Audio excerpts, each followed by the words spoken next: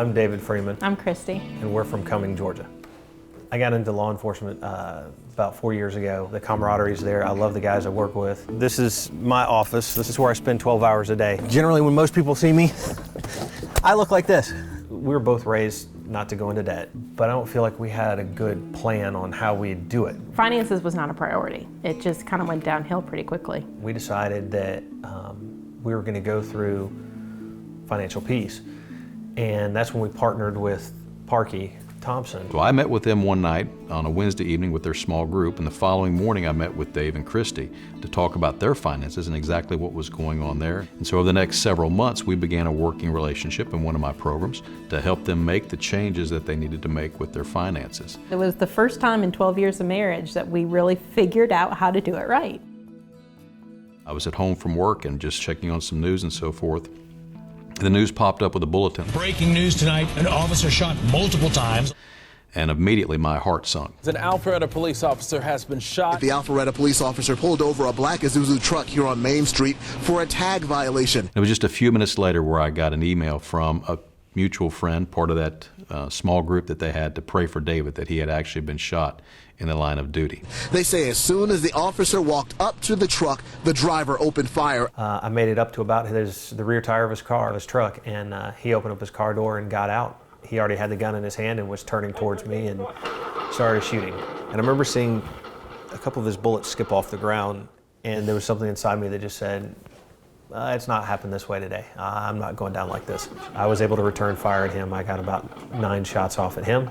And at that point, I didn't realize I was shot. And I went to reload my gun, and I looked down, and I could see the holes in my shirt. And I was like, oh, this isn't good. He went northbound, black pickup truck. And by that point, the cavalry was coming. And it is the sweetest sound to hear lights and sirens coming your way. So I wasn't sure what was happening to me. And I leaned over to the firefighter that was with me, because he stayed by my side the entire time. I said, hey, I need to call and leave a message on your cell phone for my kids and for my wife.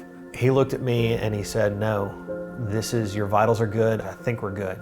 A friend of ours who's a captain, he came to get me, and I got picked up, got driven to the hospital. And it really was, the best way I describe it was like I was watching a movie that I was a part of, but I really it wasn't me. It was like I was watching an actress be a part of it, because we're pretty normal people, pretty average.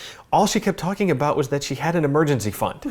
And all I have is, well, at least I got an emergency fund. He's like, but he's laying on the ER table, and all she's talking about is this emergency fund. And I don't know, but from her perspective. Yeah, I think that's how I was coping. Like I was in do mode. So the finances were in place, and I think it was my way of not thinking about what was actually happening to him at the moment. Yeah, I was shot in the leg, the stomach, twice in my right hip, my right shoulder, and twice in my elbow. The doctors literally sat there like this, and he said, I cannot figure out how you're alive. The fact is, emergencies happen to people all the time, and being prepared for those is what's key. And so as a coach, and helping them and helping others, is to focus and realize we're not exempt from that. None of us are guaranteed that everything's going to be perfect. Our lives changed dramatically overnight. I couldn't imagine what that would have looked like if we had not had a plan, if we had not really gotten ourselves on track. Now that we're getting back in the swing of things, our plan would be hitting that debt snowball as hard as we can.